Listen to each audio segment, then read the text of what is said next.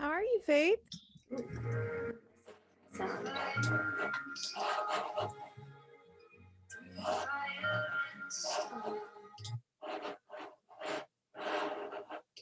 Sometimes I can do computers and sometimes I can't. How are you? I'm good. How are you? I'm good. I am figuring out my life this morning, if that's such a thing. Oh my goodness. Okay, let me see. Isn't it our everyday that there's so many tabs open, you're not even sure where you are, or why is that tab open at Yeah, any given moment? yeah. It's like when you go into a room and you're like, I went in here for something. I know I I did. just don't know what it is. Yeah, I have no idea what it was. And so then, like, do you ever go like, okay, let me walk out and then walk back in and then see if it works? I tried that. It never works. It's only when you're at the furthest point from that room that you remember. Right? Right. Oh my gosh. Okay, so I didn't grab my hot water yet. I'm gonna go grab my hot water. Yeah, go ahead. I'm in no hurry. Be right back.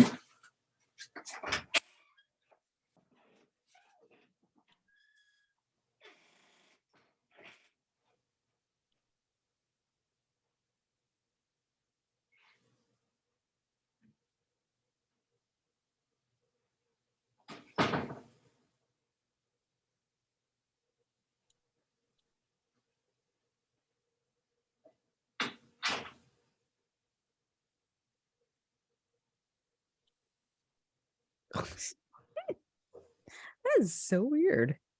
Wow.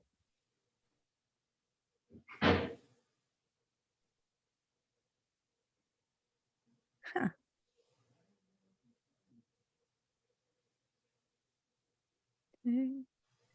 Oh, Lord.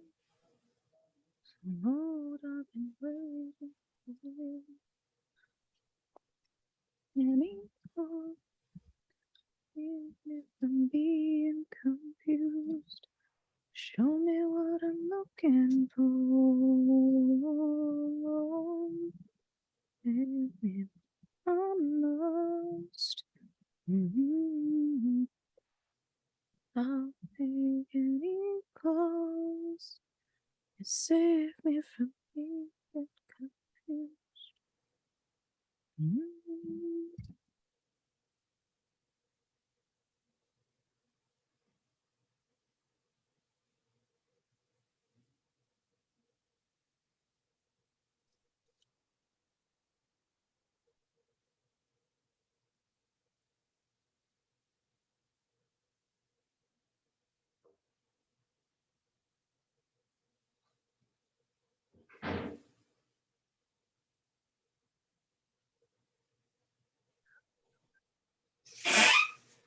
My goodness.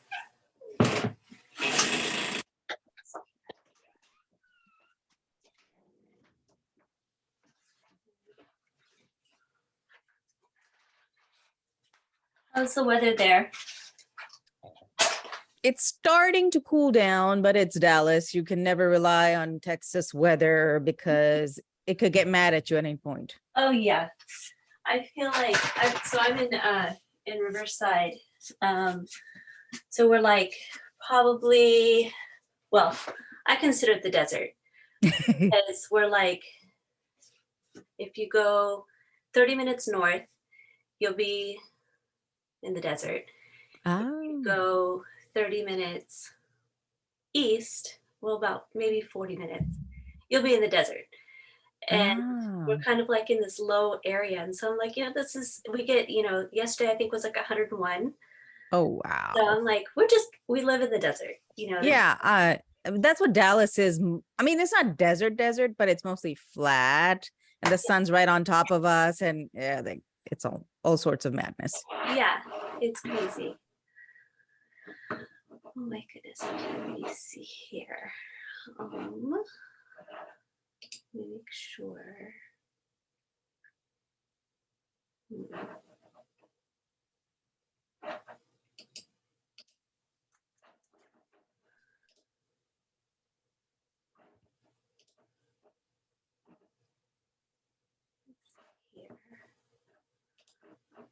+7. Here we go. Oops. Well, here. Oh, and please, I am not sure, and I don't like messing people's names up. So could you? My first name is Shehla and my last name is Faizi. Faizi is easier because it rhymes with daisy or crazy or lazy, whichever you want to put it. But Shehla Faizi. Shehla. Okay. Mhm. So what I'll do is, and I'm gonna edit and Sure, sure. all sorts of fun stuff with it too. Oh, and then what I'll do is also take a clip and send it to you, Oh, so that you sure. can share it and all that good stuff. Um, now we'll play it a little bit by ear. Mhm. Sure. And I do that with all my podcast yeah, episodes. Trust me, if there's no yeah. preparation. So I wanted to thank you for coming on the podcast. Thank you for having me. My podcast is just launching, and so I'm excited to have you on. Um, I found you in a women's group on Facebook, a business women's group, and I found you because someone else said, you know, what women in here have podcasts, and you posted and commented right away, and I was like, oh my gosh, you know, I've just been kind of nerding out on podcasts lately, mostly business podcasts, a little bit of real Mhm. estate. And of course, there's a motivational podcast that I've been, you know, kind of clicking in a few episodes here and there. So I saw your podcast, and there was one other woman that posted, and I was like, you know, I really want to get behind the women in podcast that are podcasting, because I feel like in business, women are always, we have a lot more ground to cover, I feel like. Mhm. Whereas even in just a classroom of kids in general, you know, when you have a male teacher walk in and a female teacher, I feel like subconsciously we all listen to the male voice, um, kind of by default a little bit more intently with purpose than we do women. And Mm. it does, you know, of course, in every household it's a little different. Probably in mine it's different because, you know, I know my son jumps when I raise my voice. It's the But mom voice, Faith. yeah, Everybody jumps. yeah. But my nephews do the same thing. I've been babysitting them since I was 12. So they know when I get to that certain like level, they're like, oh, she's not Mhm. playing. But I really want to, you know, just get voices heard that haven't been heard yet, and, you know, messages that need to be heard, of course, as well. So can you share a little bit about how you got started with your podcast, the name, and, you know, what you're doing and what your goal is with your podcast? Thank you so much for having me, Faith. So my podcasting journey is very unexpected. I am Shehla Faizi. I host the podcast I'm a Muslim and That's Okay. And I did not start out with the intention of starting a podcast at all. My podcast, I've been doing my podcast for almost 3 years now. And if you had asked me 3.5 years ago, Shehla, you're going to be hosting a podcast, I'd be like, you're out of your mind. I got two small kids and uh they're two boys, so half the time I'm cleaning up messes and something's broken and there's an emergency, air quotes. So I was like, you're insane. I can't be doing this. And apart from that, I've always hated public speaking and I didn't even like the sound of my voice, quite frankly.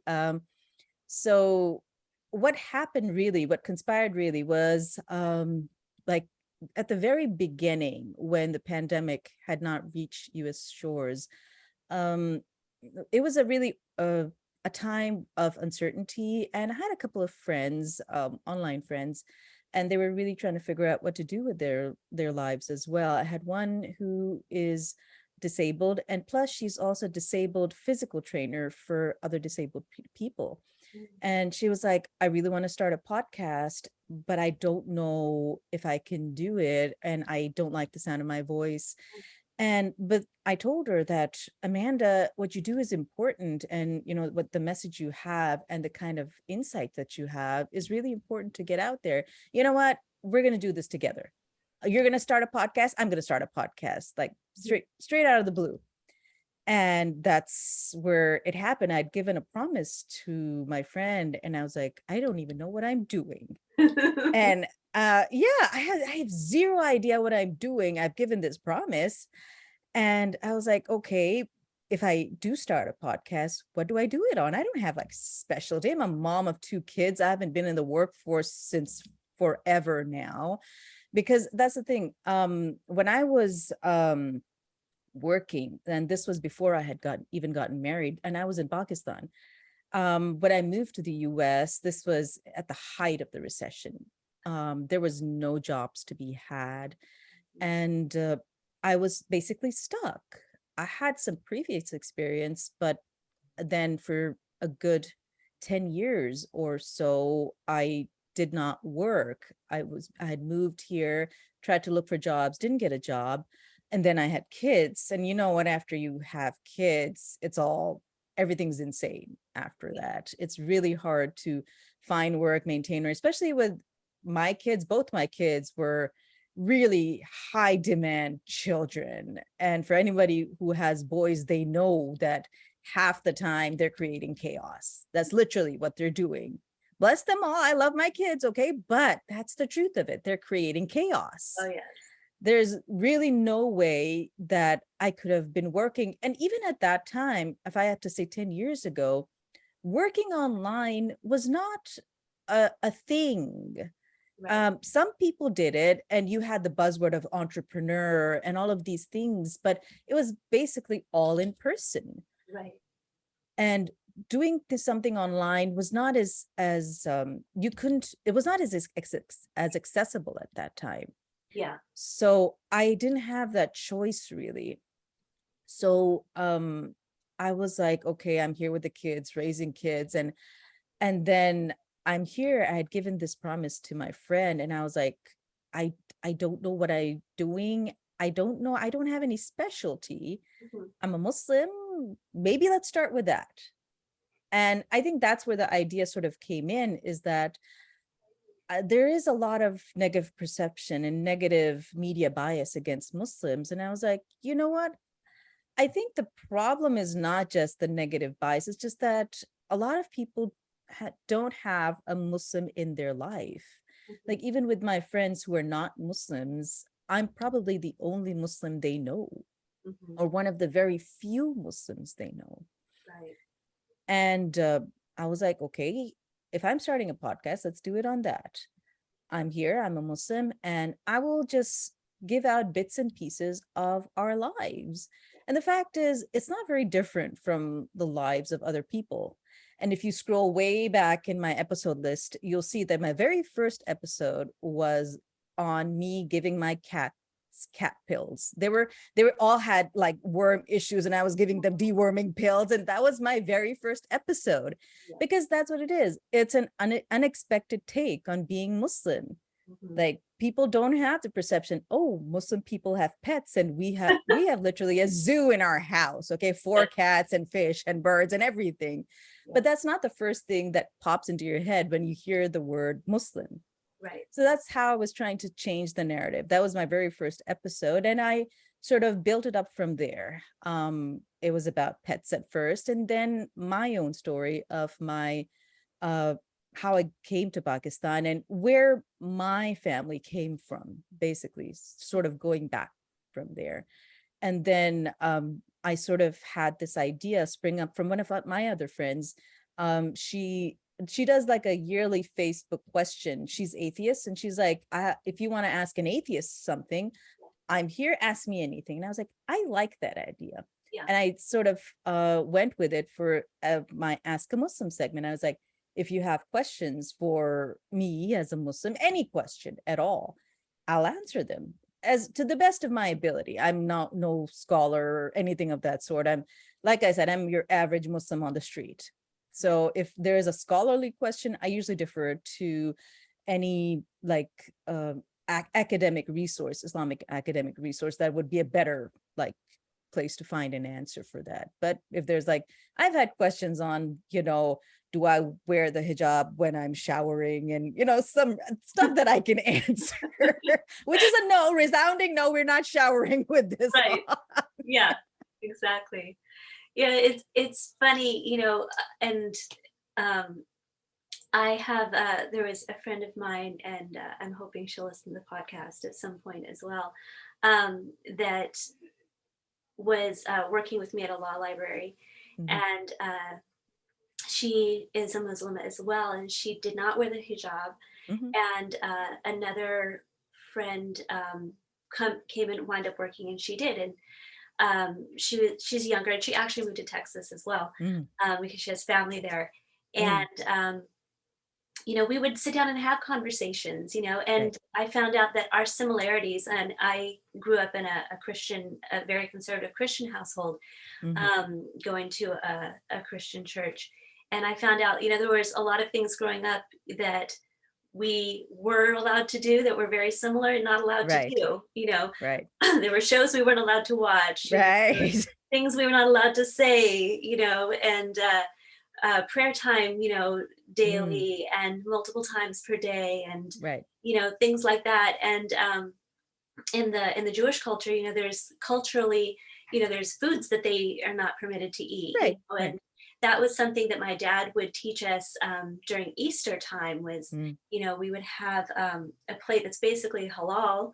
mm, It's not supposed to have pork and, certain right. types of, breads or starches, things like that. And I was, Right. the more we sat and we talked, I was like, you're basically like, I was like, you're like my sister, like Yeah. you're from like a different part of the country, from Right. where I grew up in, because she also grew up in Pakistan.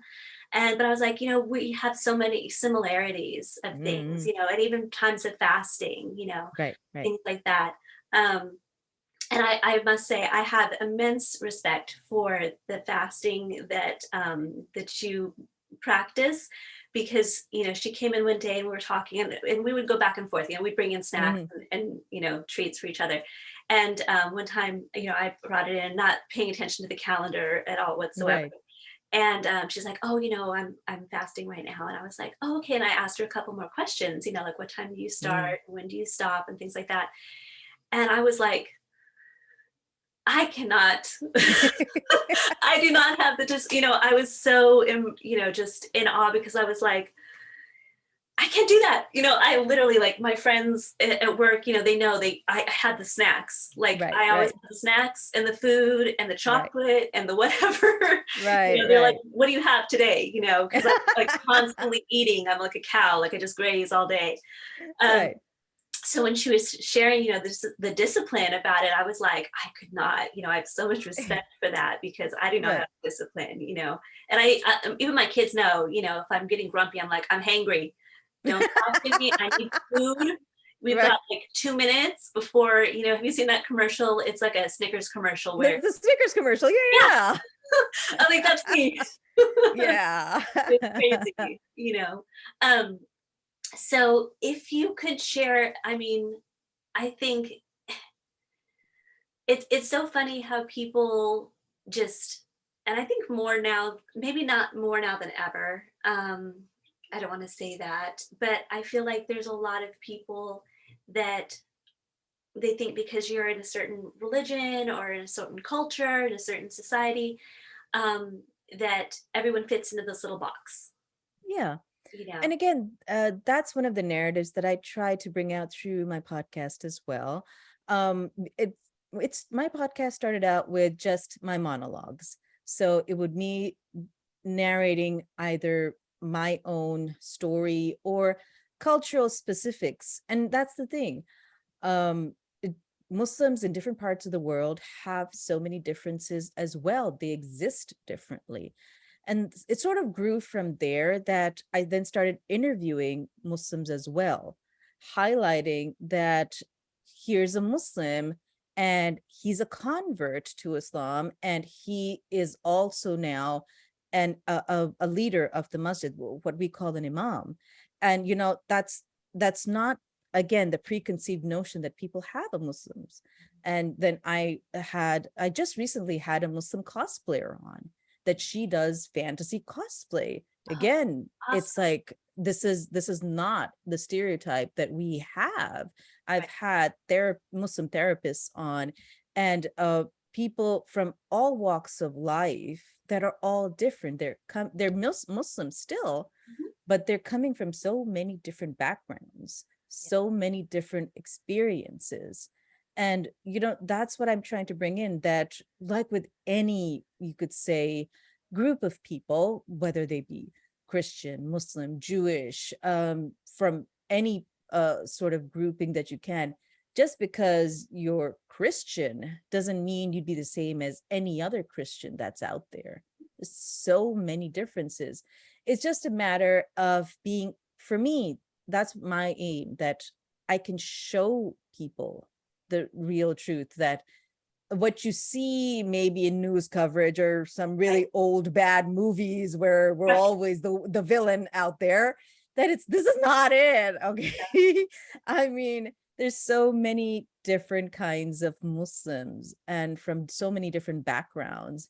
And that's the thing, whether they look a certain way, whether beard, no beard, hijab, no hijab, that's also a thing. I've been very open with my audience as well. I didn't start out wearing the hijab because it was not a thing in Pakistan. When I was growing up, most of the women in my family didn't. It was not a thing. Um, you had like, it was very like, we dressed modestly in a sense that we had like full a full not full body coverage, but majority covered. But wearing the hijab was not a cultural thing that was specific. Yeah, when we were praying we wore the hijab, but otherwise we're like going about our merry way Mhm. most of the time. It was only when I came to the US, and that's the other thing I've tried to explain to my audience as well. There was definitely a shift in dynamics. I think most people don't realize, especially when you're in a majority country. If I had to say it, US is a Christian majority company, not a company, country. Um, and and I was in Pakistan as a Muslim, and that's a Muslim majority country. And you sort of take a lot of your beliefs and faith for granted because he's a Muslim, she's a Muslim, they're all Muslims. Like, you're just going about your merry way. And yeah, you're Muslim by default. Same way in the US, a lot of people come from default Christian backgrounds. So it sort of is taken for granted. But when I moved to the US, is the first time that had the minority experience where you're like, oh, I am not just another Muslim anymore. I am uh, now part of a group which isn't seen anymore, or which isn't the default anymore. And that brings with it its own challenges, because like, that's the thing, as you had mentioned, halal food, it's the first time I'd ever had to read labels on boxes. Right. That's a thing, that's one of those obsessions that most of people have. Like, you're picking up something for like, what's in there, does it have gelatin in it, is it pork gelatin, whatever, like that. Yeah. We're reading labels obsessively, that's what we're doing, because we do have food restrictions. And like, those food restrictions, and those restrictions are just one of the things that we have to be careful for. When I was living in Pakistan, you didn't care. Yeah. Everything was halal. Right. Over here, like, I don't know if I can eat that cereal. Does that marshmallows in it? If it has marshmallows in it, I can't eat it. Yeah. That sort of thing. So you have to be careful. That's one of the things that you sort of look out for. The other thing is, I had kids here. I was like, I am now raising kids in a situation that I didn't grow up in, where my kids would not be default Muslims, and quote unquote, because there's a lot of ways you can look at that. I would have to work at it, Mhm. like legitimately work really hard at this. And we try our best. We also have, like, in our local masjids, Sunday schools and all of those things to try and have our children learn our religious teachings and all of those things. But there was also one of those main things that most people don't realize, is that after 9/11, we've been side-eyed a lot. Yes. And there is a lot of really, I would, and the thing is, I would say this carefully, but it is true that we have been targeted in certain situations, certain cities, where Muslims are not safe Mhm. to go out and be as they are. Not in all cities, but there are some, and there have been incidents where Muslim women have had their hijabs ripped off. Where even in Texas, where my children are, there we've had threats been sent to our school, threats Oh of wow. violence. Yeah, Uh, so it's a thing. yeah. But the thing is, what's your response to it as a Muslim? Do you shrink away from being Muslim, or do you have to, are you supposed to solidify your identity more? Because it's not just for me anymore. Mhm. It's for my children who need to know that it's okay for them to exist as Muslim, that it's their right to exist as Muslims. And that was my basic thought process for why I started wearing the hijab. That my children need to know that I'm not afraid to be visibly Muslim, Right. that it doesn't matter what happened, and it might not be pleasant at time. I'm grateful that I've never had any backlash to but me wearing the hijab, but I have to be prepared for it. Right. It's not something that any Muslim man or woman wants to happen, but it's a thing. Right. I have to be prepared for it. But even then, I have to make sure that my children know that I would still keep carrying on with it. Mhm. Exactly. Yeah. Um, so next door, and this is a little bit of a rabbit trail, and then I'd like to circle back to something you mentioned. Um, Next door to my kids' high school, so I have two adult children and two teenagers. Oh, One's in uh, one's in junior high, the other one's a senior in high school. My oldest daughter that lives in Texas now.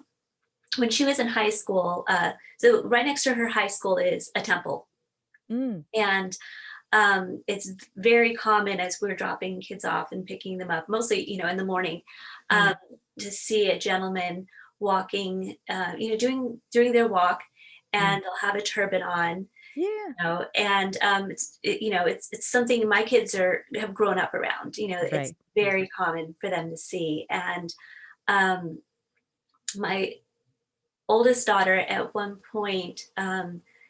I don't know how the subject came up or what started the conversation, but a friend, not a good friend, but kind of like a acquaintance, turned to her and asked her if she was from the Middle East.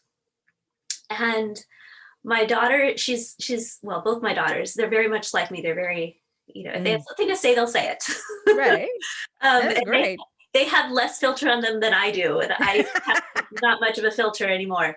Um, my daughter, she came and she told me the story pretty much right away when she got off of Mm, school. She turned to the person and she said, "What does it matter? Like, yeah, why do you care what nationality I am?" right. But and a lot of times, sometimes we'll ask, and I remember doing this while I was growing up. I'd ask someone, what nationality, because you're trying to like not, I don't think consciously put them in a box, but you Right. might be trying to figure out like, and with people with an accent, I feel like it's different because you might be trying to place the accent or something like that. But I remember my daughter was just beside herself, Right. like, why do you care where I'm from? Are you going to Right. talk to me differently? Are you going to treat me differently? Are you going Right. to say something to me and confront me?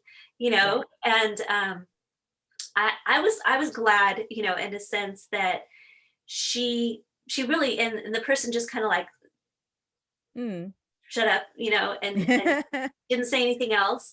But it was just kind of one of those things where, like, I understand when kids are much younger, that they're kind of like, oh, why do you wear glasses? Or, and I wear glasses as But well. that's different. You So know, that the thing is, if you ask somebody about braces and glasses, and again, that's a sensitive subject to broach with children as well, because as is, they're like, I look different, I feel different, unless you can do it in a kind way. I mean, it's just better to leave it as is. The Mhm. problem with this question of where are you from, and this is not just for Muslims at all, this is for any immigrant, like person from immigrant background, it puts us on the guard, Right. because we've experienced enough hate and violence. You could call the Muslim community, the Latino community, the Asian American community, especially after what's happened during the pandemic. Right. Asking them where they're from, the mind is automatically going, okay, this person is a good chance they mean violence to us or some form of hatred. Yeah. Unless that question is followed by something legitimate, um I would refrain from asking it at all, Yeah. because quite frankly, most people are using it to put us in a box, and that box is not a pleasant place. Right. You don't know, that's the thing. There's usually a preconceived notion behind the box, and I think if you had a real genuine question about the region or anything of the sort, Google is free. Right. Okay, that's my advice to everybody. Google is free. Okay, you can learn a whole lot of stuff. If the person volunteers the information, like I said, I grew up in Pakistan, you can ask a billion questions. Right. Most of the time, we don't volunteer that information because we're afraid. Right. And that's the fact. We're afraid of what kind of backlash would come with it. Yeah. That was one thing, because I remember there's many things that I've seen. Like, so I was born here in California. I've lived here all my life, uh, over 40 years. Mm, um, and there's things that growing up, I thought we had, as a society and as a culture, um, matured and grown out of. mm, And after 9/11 happened, I right away noticed that we hadn't, right. matured as much as I assumed we had.